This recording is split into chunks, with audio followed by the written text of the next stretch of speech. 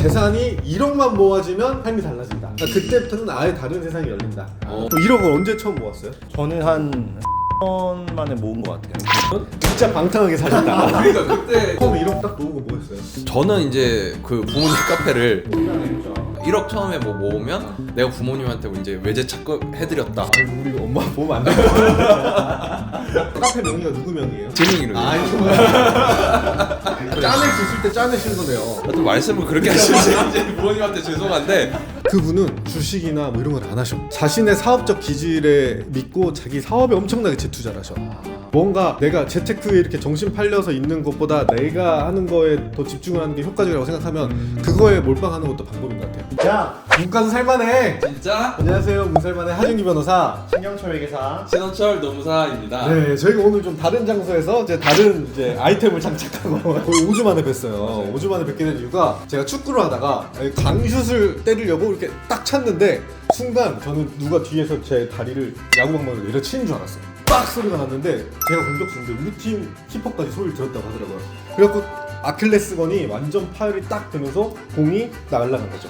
근데 또 땅볼로 가서 또 골은 들어갔어. 그래가지고 제가 너무 놀란 게 딱 끊어지는 순간 느꼈어요. 이건 너무 큰일 났다. 이제 아는 분 통해서 병원에 가서 입원을 하고 다음날 아침 일찍 수술해가지고 이게 재활에 한 6달 걸린다 그래요. 제가 느낀 게 삶의 난이도가 진짜 올라간다.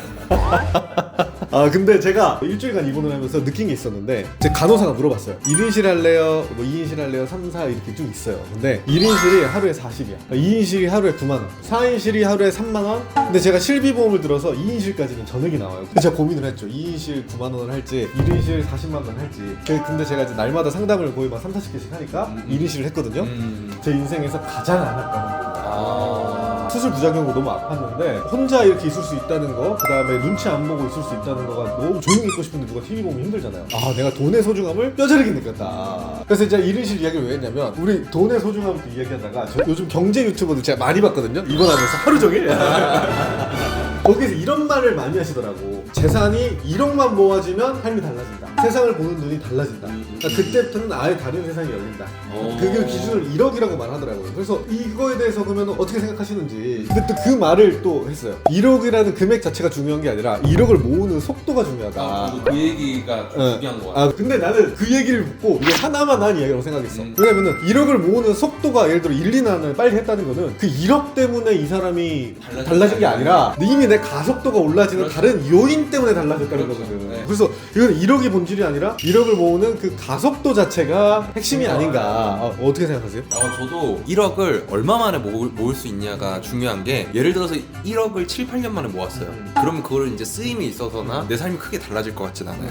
그 7, 8년에 거쳐서 만들어진 돈이니까. 근데 그걸 1년 만에 만들었다.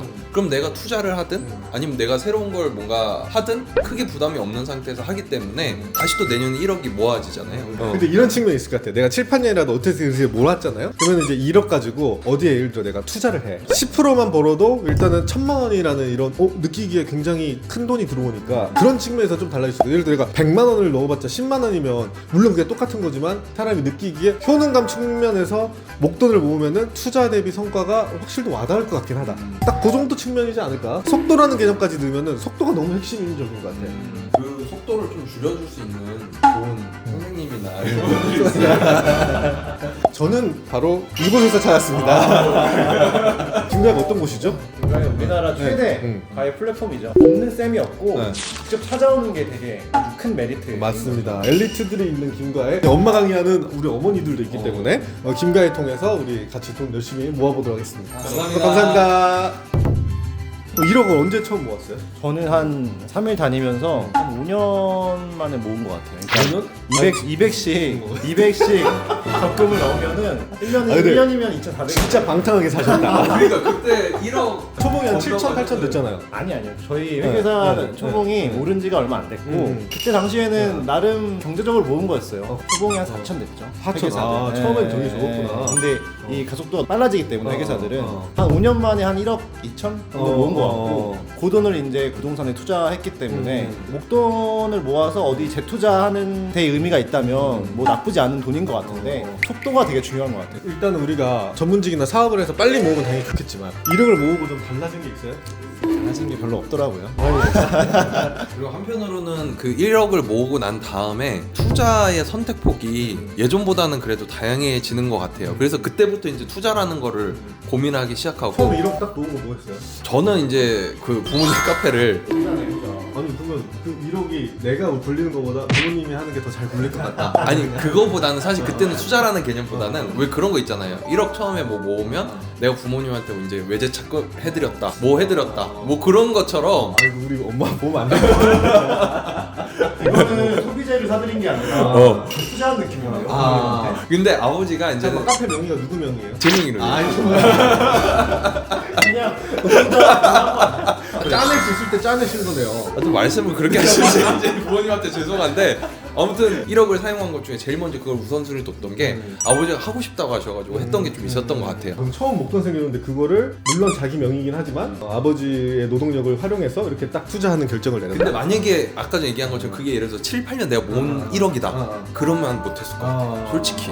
근데 목돈의 중요함은 확실하게 있긴 한 게 제가 예를 들어 엔화가 떨어졌을 때 엔화를 사둘 수가 있어. 그리고 목돈이 있으면 이걸 사두고 딴 생각을 할 수가 있어. 그러니까 내가 목돈이 적으면 예를 들어 100만 원 넣어봤자 10% 올라봤자 110만 원이잖아요. 그럼 엔화를 안 사두게 돼. 근데 내가 예를 들어 한 1억 있어. 그러면 1000만 원 이거 사놓고 까먹고 있을 수가 있다는 거지. 1000만 원 10%면 100만 원은 큰 돈이기 때문에 돌아오는 거에 대한 효능감이 좀 있는 거기 때문에 목돈이 있으면은 이것저것 발을 걸쳐놓을 수 있다. 이게 좋은 것 같아요. 말씀 주신 것처럼 그 1억이라는 게 완전 여윳돈의 개념의 1억도 이제 중요한 것 같은 게 예를 들면 이제 내가 그 1억을 모아놔서 어디에 넣어놨다고 하더라도 계속 뽑아서 써야 된다고 하면 그건 막상 모은 게 아니고 진짜 그거를 묵혀둘 수 있을 정도로 그리고 내가 다른 데서도 현금 창출이 된다는 그 전제가 1억을 모았다는 거에 그 전제 조건이 되는 것 같긴 해요. 근데 이 말이 진짜 맞는 게 다른 데서 현금 창출할 구석이 있어야 된다는 건 진짜 맞는 것 같아. 근데 제 주식을 할 때도 제가 지금 압도적인 마이너스를 기록하고 있는데 아 너무 힘들어.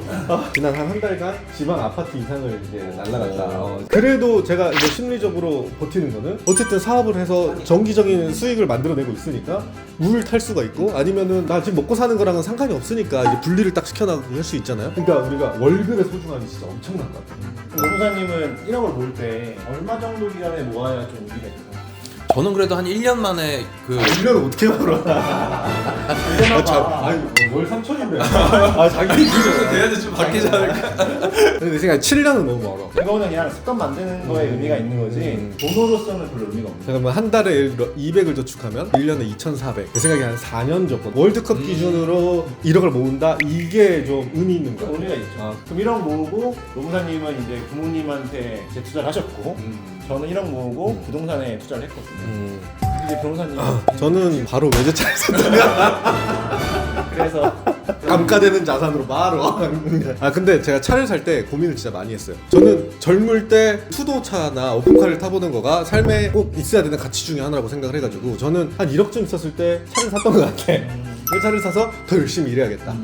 근데 그 경제 유튜버들이 하는 말이 감가되는 자산 절대 사지 마라. 올라가는 자산, 부동산 이런 거 사라. 이거 어떻게 생각해요? 근데 그거는 나라도 얘기할 수 있을 것 같아. 나는 맨날 감가되는 자산만 보니까 그거 말하는 사람들이 다 아저씨들이야. 자기는 다 써놓고 자기는 다 사놓고 우리 뭐 젊은 나이에 좋은 차 이거는 나는 아주 어느 정도 가치가 있는 거라고 봐요. 근데 제 생각은 당연히 이길 수 있는데 투자 공부는 좀 미리 하는 건 좋은 것 같아요. 저는 투자 공부를 진짜 하나도 안 했거든요. 근데 변호사님은 어쨌든 지금 좀 마음이 아프지만 옛날부터 이제 주식을 좀씩 해보면서 투자 공부를 해봤잖아요. 근데 막상 1억이 생겨도 투자 공부를 안 하면 아무 소용이 없어요. 그러니까 이제 은행에만 넣어놓는다 이거는 전 아닌 것 같고 나한테 맞는 투자 공부를 미리부터 하는 거는 되게 중요할 것 같아요. 공부하라. 역시 우리 EBS는 여기도 공부하라 많이 나왔었는데 진짜 저는 어떻게 할지 모르겠더라고요. 예를 들면 이제 통장에 잔고가 쌓여도 적금을 넣어요. 그럼 적금 해봤자 10% 절대 안 되거든요. 해봤자 4%. 저는 그때 막 줄 서가지고 적금 들고 그랬잖아요. 은행에 4%짜리 있어가지고. 그냥 6% 아니었나요? 6%짜리 있어요. 은행에 가서 아침에 줄을 서더라고. 그리고 그거는 올드한 재테크가 아니라 인터넷에 나오는 그게 아니라 농협이라서 진짜 그 딱 줄 서가지고 번호표 뽑고 기다려야 되는 약간 그런. 그러면 지금 이제 그렇게 해서 20대 때는 차 없이 보냈는데 네. 안타까움은 없어요? 저는 뭐 별로 없는 것 같아요. 그러니까 차에 대한 게 없어가지고. 근데 나는 차 살 때 되게 와닿았던 이야기가 내 친한 친구랑 같은 시기에 오픈카를 샀는데 그 친구가 말한 게 있어. 병원에서 이제 있는 자기 선배가 포르쉐 박스터를 끌고 왔는데 차 문턱이 이렇게 해서 차가 났잖아요. 거기서 이제 딱 이렇게 내리는데 나이가 들어갖고 뱃살이 나오고 이게 내리니까 뭔가 짠하다는 거야. 그래서 그 나이 때만 딱 할 수 있는 것들이 있어서 아 이게 또 아예 재테크만 쫓고 살기에는 뭐 나중에 나이 돈 많고 통장 보고 죽을 거야? 어느 유튜버님은 유럽 여행을 한 번도 안 가셨다고 하시더라고. 아 그것도 나는 그렇게 좋은 삶인가? 제 얘기는 아니죠. 저도 유럽을 한 번도 안 가봐요. 아 그랬어. 그건 궁금하다. 예를 들면 이제 1억이 아니라 어느 정도 모아야 소위 말해서 이제 시드머니라고 해서 돈이 빨리 굴러가는 돈의 기준은 어느 정도일지는 궁금해요. 근데 저절로 굴러가는 게 어딨어? 그러니까. 투자를 해야죠. 그러니까 그 투자 그래서 제가 아까 투자 공부 얘기했는데 왜 안 받아줘? 아 그러면 어떤 방식이 돈을 굴리기에 제일 좋은 방식이? 그분은 주식이나 뭐 이런 걸 안 하셔. 아예 안 하고 자신의 사업적 기질에 믿고 자기 사업에 엄청나게 재투자를 하셔. 뭔가 내가 재테크에 이렇게 정신 팔려서 있는 것보다 내가 하는 거에 더 집중을 하는 게 효과적이라고 생각하면 그거에 몰빵하는 것도 방법인 것 같아요. 그리고 사업을 하시는 분이고 만약에 사업을 안 하는 이제 예를 들면 직장인 분들 그러면 뭐 분산 투자해야 되지 않을까? 요새 기사 보니까 직장인들이 하는 투자가 뭐 30%는 코인, 10%는 주식, 나머지는 뭐 예적금 이런 식으로 많이들 하신다고 하더라고요. 근데 저는 부동산도 나쁘지 않은 것 같아요. 부동산은 투자를 한다고 해서 날아가는 게 아니기 때문에 아 근데 저는 원래 부동산 빼고 다른 거 거의 다 하는 상장 주식, 비상장 주식 투자하는 거 이렇게 살아왔는데 지금 생각해 보니까 제 주식이 박살 났거든요. 부동산은 이제 박살 나네만 하잖아. 이게 지금 한국은행이 미국 금리 따라서 안 올리고 있어요. 막고 있으니까 부동산이 안 떨어져. 근데 여기서 안 따라가기 때문에 우리 있는 국내 자금들은 미국으로 가. 미국으로 다 빠지니까 주식은 떨어져. 그러니까 한국은행의 선택은 주식하는 사람들 좀 희생시켜서라도 부동산이나 이게 부동산을 지키겠다. 야. 이게 더 사람이 많으니까. 그래서 부동산이 답이라는 게 아직까지는 우리나라가 어느 정도 있구나. 주식보다는 낫다는 생각이 뼈저리게 들고 있습니다. 그래서 저희도 이제 계획하고 있는 게 열심히 모아서 저희 그래서 건물 건물 하기로 그래 했잖아요. 프로젝트 지금 틈틈이 찍고 있으니까 망하지 않기만 저희가 하는 만큼 그래서 어쨌든 1억이 어떤 의미인가 이거에 대해서 이야기해봤고 그래도 일단은 4년에 1억을 목표로 한번 직장인이라면 근데 내 생각에 딱 4년에서 1억 모았어. 그럼 그 다음 해에 2억이 되는 게 되지 않을 것 같아. 내 생각에 3억 사업 돼 있을 것 같아. 한 번이랑 모으면 그 패턴으로 이렇게 하다 보면 공부도 하게 되고 이렇게 이 과정에서 늘어나는 거지. 1억이라는 숫자보다는 그런 것 같아요. 그래서 어쨌든 빨리 1억 모으고 그 다음을 넘어가도록 같이 해봅시다. 우리는 빌딩으로 먼저 가겠습니다. 우리 가게로 들어오세요. 보증금 1억. 네 감사합니다.